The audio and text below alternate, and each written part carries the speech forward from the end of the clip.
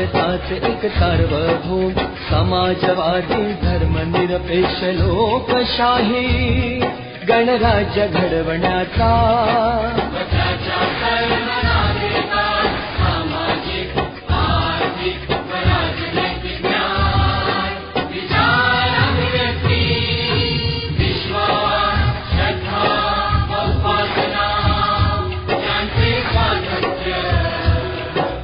दर्जाची व संधीची समानता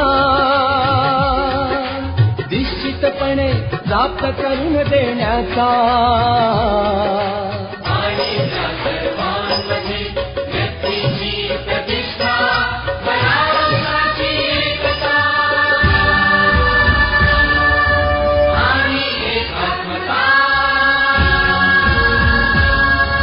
यांचे आश्वासन देणारी बंधुता प्रवर्धित करण्याचा संकल्पपूर्वक निर्धार करून आमच्या संविधान सभेत आज दिनांक 26 नोव्हेंबर 1949 रोजी याद्वारे हे संविधान अंगीकृत आणि अधिनियमित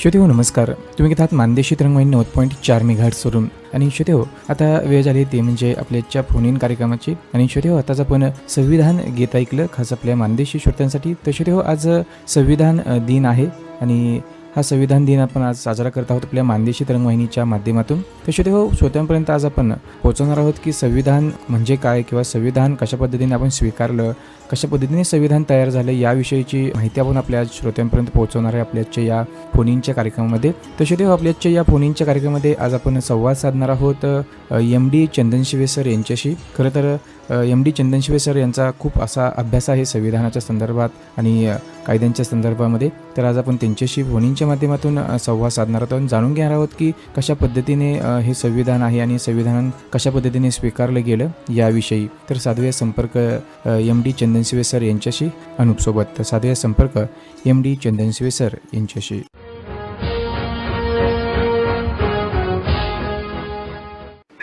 हॅलो नमस्ते सर. हा नमस्ते. मानदेशी तरंगवाहिनीच्या या फोन इन कार्यक्रमात सर आपलं स्वागत आहे. धन्यवाद सर. तर सर खरं तर आज 26 नोव्हेंबर आणि 26 नोव्हेंबर हा दिवस जो आहे तो संविधान दिन म्हणून साजरा केला जातो. खरं तर या दिनानिमित्ताने आज आपण आपल्या श्रोत्यांशी संवाद साधत आहात. तर सुरुवातीला खरं तर आपण श्रोत्यांना आपला परिचय करून द्यावा याची मी आपणास विनंती करतो. मी MD चंदनशिवे शिक्षक आहे आणि पाठ्यपुस्तक मंडळावर 6वी 7वी आणि 9वीची इतिहास आणि राज्यशास्त्राची जी पाठ्यपुस्तक आहेत तर ती तयार करण्याच्या प्रक्रियेमध्ये अभ्यास मंडळ सदस्य म्हणून काम करण्याची मला संधी मिळाली. तर सर खरं तर आज 26 नोव्हेंबर आणि 26 नोव्हेंबर दिवशी आपण संविधान दिन म्हणून हा साजरा करत असतो. तर आपल्या श्रोत्यांना खरं तर संविधान म्हणजे काय याविषयी काय सांगू शकाल? नक्कीच सर. अनुप सर, सर्वप्रथम मी आपणास आपल्या मानदेशीच्या सर्व श्रोत्यांना आणि समस्त देशवासियांना आजच्या या संविधान दिनानिमित्त सर्वप्रथम मी मंगल कामना व्यतीत करतो. आता जे आपण म्हटलं की संविधान म्हणजे नेमकं काय, तर थोडक्यात जर सांगायचं म्हटलं तर कुठलीही संस्था, देश, कार्यालय जर चालवायचं असेल तर त्याच्यासाठी विधी म्हणजे कायदा किंवा नियमांची गरज असते. आणि मग असे नियम जे असतात की लोककल्याणकारी पद्धतीनं जर ते नियम बनवले आणि त्या पद्धतीनं जर समाज चालला किंवा ती संस्था, व्यक्ती किंवा देश, तर मग त्याची प्रगती होते आणि सगळे जण सुखी चांगल्या पद्धतीनं जीवन जगू शकतात. यासाठी प्रत्येक देश आपल्या देशाच्या साठी एक कायदे बनवत असतो आणि त्या कायद्यांचा उल्लेख किंवा ज्या पुस्तकामध्ये ज्या व्यक्त केलेले असतात, ज्यात उल्लेख केलेला असतो, असं जे पुस्तक म्हणजे त्याला संविधानाची पुस्तिका आपण असं म्हणतो किंवा त्याला संविधान म्हणतो. आणि असं संविधान प्रत्येक देशाला असतं जगातल्या सगळ्या देशांना अशा पद्धतीचं स्वतःचं एक संविधान असतं. भारतीय संविधानाच्या बाबतीत सांगायचं तर भारतीय संविधान हे जगातल्या अन्य कुठल्याही देशापेक्षा उत्कृष्ट असं संविधान आहे असं संपूर्ण जग मानतं. म्हणजे अगदी काही देशांना जर संविधान नवीन तयार करायचं असेल तरी भारतीय संविधानाचा आदर्श पुढे ठेवला जातो आणि मग संविधान बनवलं जातं. इतके आपलं भारतीय संविधान हे महान आहे. भारतीय संविधान निर्माण होण्यापूर्वी भारताची स्थिती कशी होती त्या संदर्भात काय सांगाल? हो, भारतामध्ये आपल्याला सगळ्यांना माहित आहे की भारतावर इंग्रजांचं राज्य होतं आणि मग इंग्रजांची सत्ता असताना कंपनी सरकारची ब्रिटिश ईस्ट इंडिया कंपनी जी आहे तर ते सगळे भारताचं सगळं राज्य पाहत होती. त्यानंतर संपूर्ण कारभार हा ब्रिटिश सरकार बघायला लागलं. तर हे करत असताना आपल्याला असं वाटत होतं की मानवी मूल्ये जी असतात तर ती मानवी मूल्य काय करतात की आग्रह धरतात प्रत्येक गोष्टीचा. जसं की समजा इंग्रजांचं आपल्यावर राज्य होतं म्हणजे आपण पारतंत्र्यामध्ये होतो. मग पारतंत्र्यामध्ये असणारा व्यक्ती हा स्वातंत्र्याची अपेक्षा निश्चितपणे करतो आणि तशाच पद्धतीनं आम्ही भारतीय आमच्या पूर्वजांनी इंग्रजांच्या पारतंत्र्यातून स्वतःला मुक्त करण्यासाठी स्वातंत्र्याची अपेक्षा व्यक्त केली आणि त्यासाठी खूप मोठी आंदोलनं पण उभी केली आणि त्याचा परिणाम म्हणून मग इंग्रजांना पण या देशातून जावं लागलं. पण जात असताना त्यांनी इंग्रज हे तसे लोकशाहीचे पुरस्कर्ते आणि मग त्यांनी पण काही या देशामध्ये काही व्यवस्था निर्माण केली होती. त्यांना असं वाटलं की चला या देशामध्ये अजून व्यवस्थितपणे हा देश कायद्याच्या चाकोरीमध्ये चालावा आणि मग त्यासाठी या देशाचं एक संविधान पण निर्माण करावं आणि मग यासाठी संविधान सभेची निर्मिती झाली आणि मग या संविधान सभेच्या जे निर्मितीमध्ये भारतातील इंग्रजांचे सगळे मिळून असे प्रतिनिधी होते आणि मग त्या संविधान सभेच्या माध्यमातून वेगवेगळ्या बैठका झाल्या, वेगवेगळ्या लोकांची नेमणूक झाली. संविधान सभेचे अध्यक्ष हे राजेंद्र प्रसाद होते. मसुदा समिती जी महत्वाची होती त्याचे अध्यक्ष हे डॉक्टर बाबासाहेब आंबेडकर होते आणि मग जवळपास 2 वर्ष 11 महिने 17 दिवस ही संविधान निर्माणाची प्रक्रिया चालू राहिली. त्यामध्ये पहिल्या टप्प्यामध्ये त्याचा मसुदा तयार करण्यात आला. दुसऱ्या टप्प्यामध्ये त्याचं वाचन करण्यात आलं. पहिलं वाचन, दुसरं वाचन, तिसरं वाचन. त्याच्यानंतरच्या त्यामध्ये दुरुस्त्या काय करण्यात आल्या आणि मग 26 नोव्हेंबर 1949 ला हे संविधान आपण अधिनियमित अंगीकृत केलं आणि प्रत्यक्ष त्याचा अंमल जो आहे तो 26 जानेवारी 1950 पासून या देशामध्ये आपण सुरू केलं. अशा पद्धतीने ही संविधानाची निर्मितीची प्रक्रिया झालेली आहे. नक्कीच सर. तर सर खरं तर यांचा प्रश्न माझा असा होता की संविधान निर्मितीची प्रक्रिया कशी पार पडली त्या संदर्भात काय सांगाल? संविधान निर्मितीची प्रक्रिया पार पडत असताना सुरुवातीला जसं म्हटलं की पहिल्यांदा म्हणजे अगदी ह्याचा इतिहास असा उजळता थोडक्यात जर म्हटलं सुरुवातीला आपण असं म्हणत होतो की इंग्रज आपल्यावर सत्ता गाजवत होते आणि त्यामध्ये त्या सत्तेमध्ये आमचे पण काही प्रतिनिधी असावेत असं साधारणपणे म्हणजे 1915, 16, 17, 18 साली आपण इंग्रजांकडे मागणी केली की आमचे प्रतिनिधी असू द्यात. पण हळूहळू स्वातंत्र्याच्या मागणीचाही जोर धरला आणि मग त्यानंतर मग इंग्रज काही प्रस्ताव ठेवायला लागले भारतीयांच्या पुढे. आपल्याला सायमन कमिशन आपण ऐकलेलं आहे. इंग्रजांनी भारतीय लोकांना स्वातंत्र्य देण्यासाठी किंवा स्वातंत्र्याला काही गोष्टी देण्यासाठी सायमन कमिशन भारतात पाठवलं. तसं ते आपण म्हणतो की एकदा, पण जवळजवळ सायमन कमिशन 2-3 वेळा भारतामध्ये आलेलं आहे. आणि मग सायमन कमिशनच्या पुढे मग आपले म्हणणं मांडायचं होतं. तर बरेच जणांनी मांडलं नाही. बाबासाहेबांनी ते म्हणणं मांडलं की कसं या देशामध्ये आम्हाला हक्काधिकार हवे आहेत आणि अशा पद्धतीने मग पण त्यामध्ये पण आपल्या देशामध्ये एक वाक्यता नव्हती. पुन्हा मग ते म्हणलं ठीक आहे तुम्हाला जे काय पाहिजे ते आम्ही देतो, मग तुम्ही इंग्लंडला या. मग पुन्हा गोलमेजी परिषदा झाल्या, पहिली, दुसरी, तिसरी. मग गोलमेजी परिषदा झाल्यानंतर पुन्हा आपण आपला आग्रह धरला की नाही आम्हाला आमचं देशामध्ये व्यवस्थित सगळं स्वतंत्र पाहिजे. पुन्हा मग इंग्रजांनी काय केलं की मग संविधान सभेच्या संदर्भानं काही योजना आखल्या आणि मग संविधान सभा निर्माण झाली आणि संविधान सभेची पहिली बैठक 46 साली झाली आणि मग त्या बैठकीनंतर मग बैठका होत गेल्या. ती होत असताना सर्वात महत्वाचं म्हणजे या सगळ्या घडत असताना गोष्टी पहिल्यांदा संविधान सभा निर्माण झाली. आता ही संविधान सभा निर्माण झाल्यामध्ये याच्यामध्ये भरपूर लोक होते, बरेच सदस्य होते, पण त्यातली सर्वात महत्वाची समिती होती ती म्हणजे ड्राफ्टिंग कमिटी, ज्याला आपण मसुदा समिती म्हणू. मग या ड्राफ्टिंग कमिटीचे अध्यक्ष म्हणून डॉक्टर बाबासाहेब आंबेडकरांकडे जबाबदारी दिली आणि मग बाबासाहेबांच्याकडे जबाबदारी दिल्यानंतर मग बाबासाहेबां आणि त्यांच्यासोबत असणारे जे काही सदस्य 6-7 सदस्य होते ते 7 सदस्य मिळून यांनी त्या संविधानाचा एक आराखडा तयार केला आणि तो आराखडा तयार केला आणि तो आराखडा पुन्हा त्याचं वाचन करण्यात आलं. त्या वाचनामध्ये जसं मग सांगितलं तशा दुरुस्त्या झाल्या आणि मग अंतिम संविधानाचं प्रारूप आपल्यासमोर आलं. पण हे करत असताना बाबासाहेबांना ही जबाबदारी ज्या इमानदारीनं, प्रामाणिकपणे आणि तळमळीनं मन लावून अगदी 2 वर्ष 11 महिने ही जी पार पाडली त्याबद्दल उद्गार काढताना त्या समितीचे एक सदस्य आहेत टी कृष्णम्माचारी, मद्रासच्या याच्यातून आले होते ते आणि ते असं म्हणतात की त्यावेळेला ते आपलं मत व्यक्त करतात की अध्यक्ष महोदय, या सभागृहाला याची जाणीव असेल की याच सभागृहाने मसुदा समितीवर ज्या 7 सदस्यांची नियुक्ती केली होती त्यापैकी एकाने या सभागृहाचा राजीनामा दिला. आता राहिले किती? 6 राहिले. म्हणून त्यांच्या जागी दुसऱ्यांना नियुक्त करण्यात आले. एकाच सदस्याचा मृत्यू झाला आणि ती जागा रिकामीच राहिली. एक सदस्य दूर अमेरिकेत निघून गेले आणि त्यांची जागा भरली गेलीच नाही. दुसरे एक सदस्य राज्याच्या राजकारणात व्यस्त होते, गुंतले होते आणि त्या प्रमाणात पोकळी निर्माण झाली होती. 1 किंवा 2 सदस्य दिल्लीपासून फार दूर होते आणि कदाचित प्रकृती स्वास्थ्याच्या कारणास्तव त्यांनी बैठकीत भाग घेतलाच नाही. याचा अंतिम परिणाम असा झाला की या संविधानाचा मसुदा तयार करण्याची संपूर्ण जबाबदारी डॉक्टर आंबेडकर यांच्यावर आली आणि त्यांनी महत्वपूर्ण कार्य निसंशय अत्यंत समर्थपणे पूर्ण केले, यात तिळमात्र शंका नाही. याकरता आम्ही त्यांचे कृतज्ञ आहोत, असं टी कृष्णमाचारी यांनी सभागृहाच्या पुढे जाहीरपणे आभार व्यक्त केला.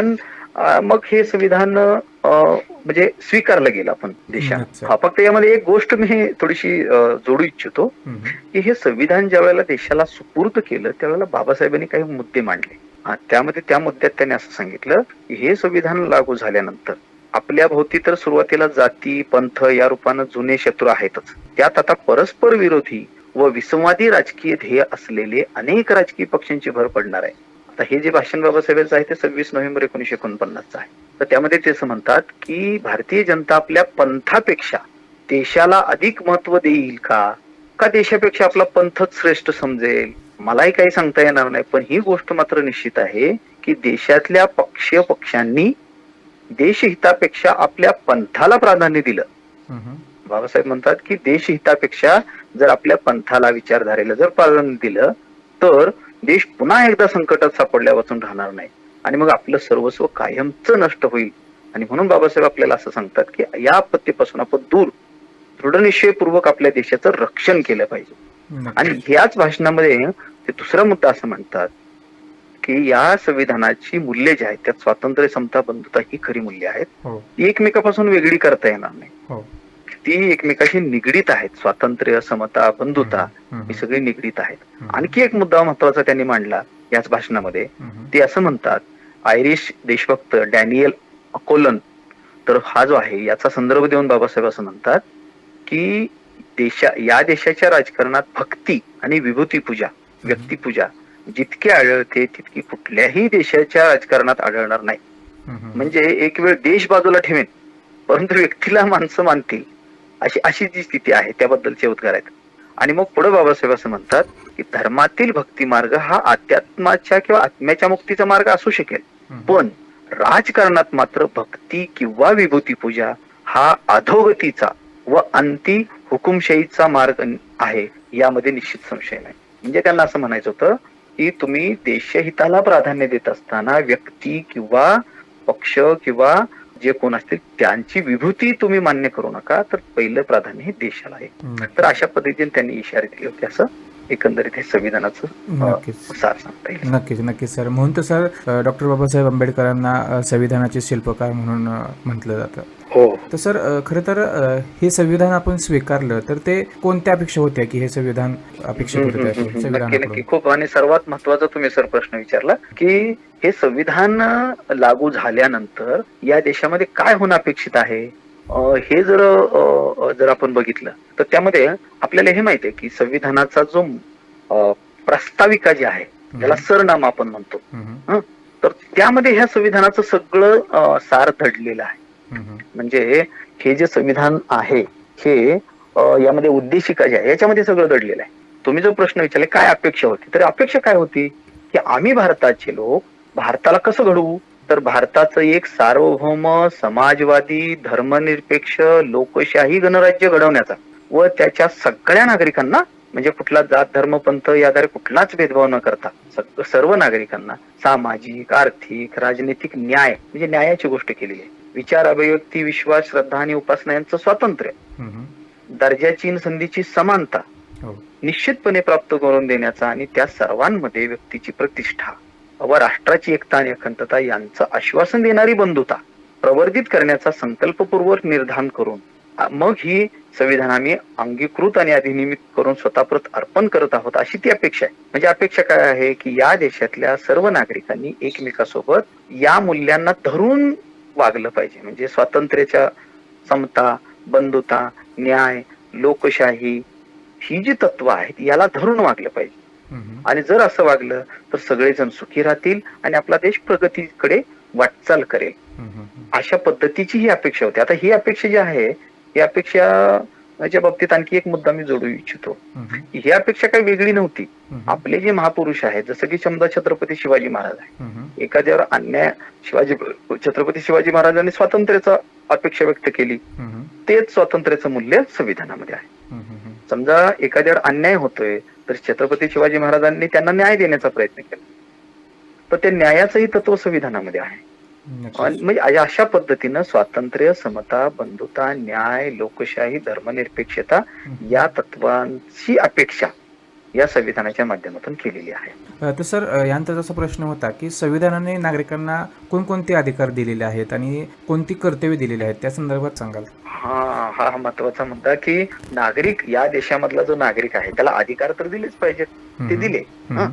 आणि दुसऱ्या बाजूला त्या अधिकाराचा स्वैराचारानं किंवा गैरवापर होऊ नये म्हणून कर्तव्याची पण जाणीव दिलेली आहे संविधानानं आपल्याला. यामध्ये हे सांगण्यापूर्वी मी एक मुद्दा थोडासा जोडतो की भारतामध्ये लोकांना जे अधिकार मिळाले, जे पूर्वी धर्मग्रंथांनी किंवा वेगवेगळ्या पद्धतीने जे नाकारले गेले होते, ते अधिकार ते संविधानाने दिले. हे कधी दिले तर 26 जानेवारी 1950 पासून ते कायदेशीरित्या आपल्याला दिले. समजा मला बोलायचा अधिकार नाही तर संविधानाने दिला, मला चालायचा अधिकार नाही तर संविधानाने दिला, मला शिक्षणाचा अधिकार नाही तर संविधानाने दिला, मला मताचा अधिकार नव्हता तर संविधानाने दिला, मला संपत्ती धारण करण्याचा अधिकार नव्हता तर तो संविधानाने दिला, मला स्त्री पुरुष समतेने वागण्याचा अधिकार नव्हता तर तो दिला, स्त्रियांना समजा सर्व क्षेत्रामध्ये कार्य करण्याचा किंवा स्वतःच्या क्षमता सिद्ध करण्याचा अधिकार नव्हता, तो संविधानाने दिला. हे सगळे अधिकार 1950 साली दिले. विशेष बाब अनुप सर तुम्हाला सांगू किंवा आपल्या श्रोत्यांच्या माहितीसाठी की जगामध्ये अमेरिकेत मध्ये सुद्धा महिलांना अधिकार मिळण्यासाठी 1970 साल उजळावं लागलं, 60-70. भारतामध्ये हे सगळे अधिकार त्याच्या पूर्वीच मिळालेले आहेत, 1950 साली. म्हणजे अशा पद्धतीचे अधिकार मिळाले. आणि हे जे अधिकार आहेत हे संविधानाच्या भाग 3 मध्ये फंडामेंटल राईट, ज्याला मूलभूत अधिकार असं आपण म्हणतो, त्याच्यामध्ये त्या अधिकारांचं वर्णन केलेलं आहे. म्हणजे स्वातंत्र्याचा अधिकार, संचार स्वातंत्र्य, भाषण स्वातंत्र्य, ह्या मत व्यक्त करण्याचा अधिकार, तर हे सगळे अधिकार त्याच्यामध्ये उल्लेख केलेले आहेत. अशा पद्धतीने हे अधिकार. आणि तुम्ही जसं म्हटलं की मग त्याची दुसरी बाजू कर्तव्य पण आहे. अधिकार कशाला आपण म्हणतो? माझा अधिकार मी उपभोगत असताना दुसऱ्याच्या पण अधिकारावर कदा येऊ नये. मला समजा रस्त्यानं वाहन चालवायचंय, तो माझा अधिकार आहे, पण मी वाहन चालवत असताना तिथं रस्त्याच्या दुसऱ्या माणसाला मी जर समजा त्याच्या अंगावर गाडी घालून जर मारत असेल तर त्याच्या अधिकारावर मी गदा आणली ना. बरोबर आहे. म्हणजे मी अधिकाराचा उपभोग घेतला पाहिजे, पण दुसऱ्याच्या अधिकारावर गदा आणता कामा नये. त्याला कर्तव्य म्हणतो आपण.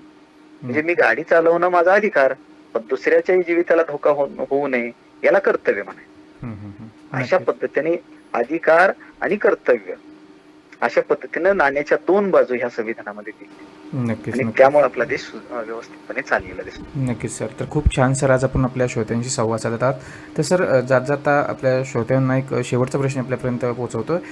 तो म्हणजे संविधानाने आपल्याला अधिकार दिलेले आहेत, पण ते लोक त्याचा वापर करत नाहीत. म्हणजे आता उदाहरणार्थ चालून झाला की आता आपले पदवीधर मतदारसंघाची निवडणूक आता काही दिवसा येऊन ठेपलेली आहे. तर अशा वेळेस लोक काय करतात की आपल्याला जरी मतदानाचा अधिकार असला तरी सुद्धा ते मतदान करायला जात नाहीयेत किंवा तिकडे दुर्लक्ष करतात. तर अशा वेळेस जे अधिकार आपल्याला संविधानाने दिलेले आहेत तर ते अधिकार वापरावे आणि ते काही लोक वापरत सुद्धा नाही. तर अशा लोकांना आपण काय संदेश देऊ शकाल?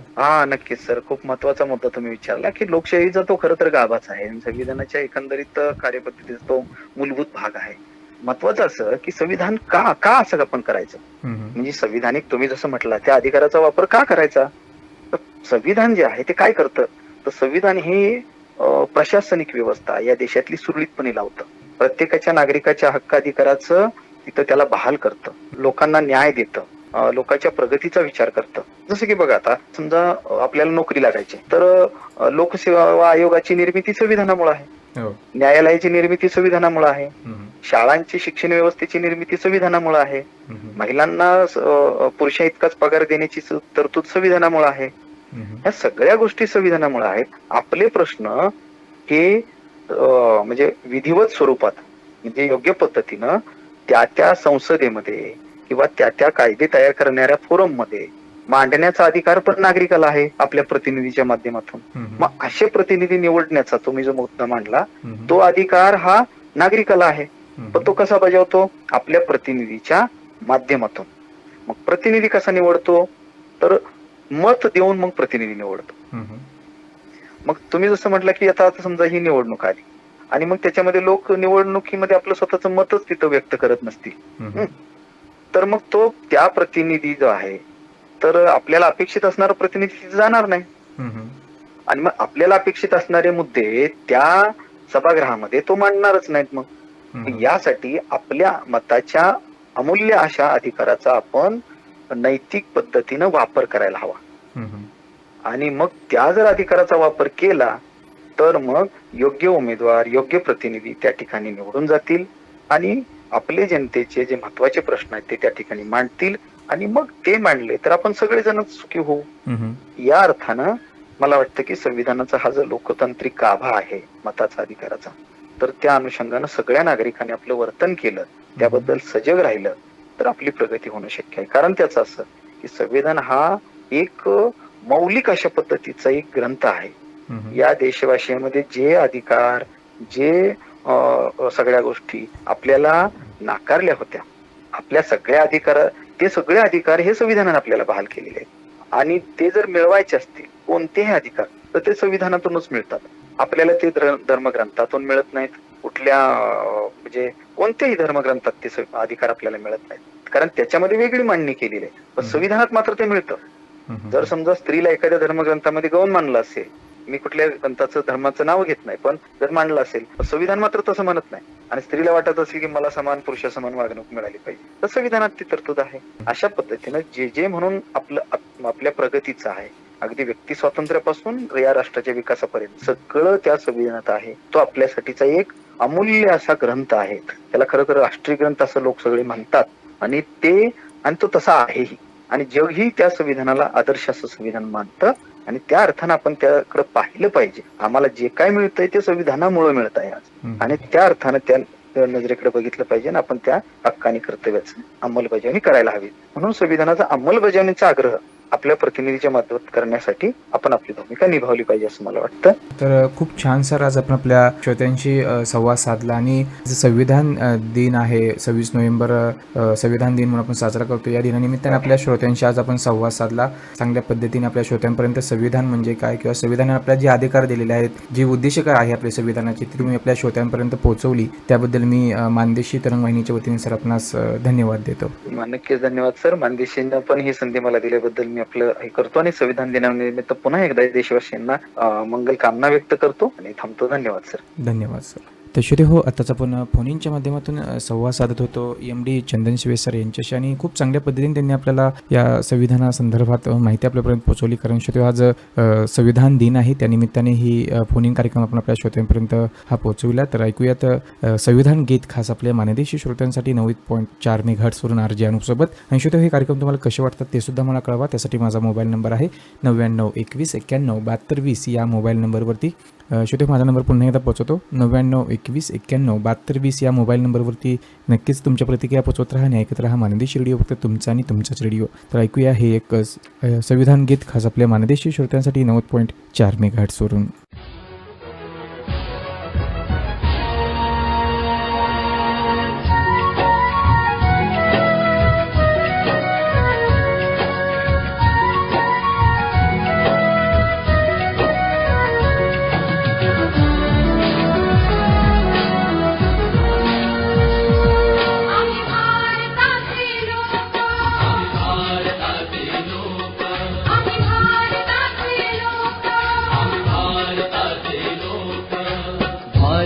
एक सार्वभौम समाजवादी धर्मनिरपेक्ष लोकशाही गणराज्य घडवण्याचा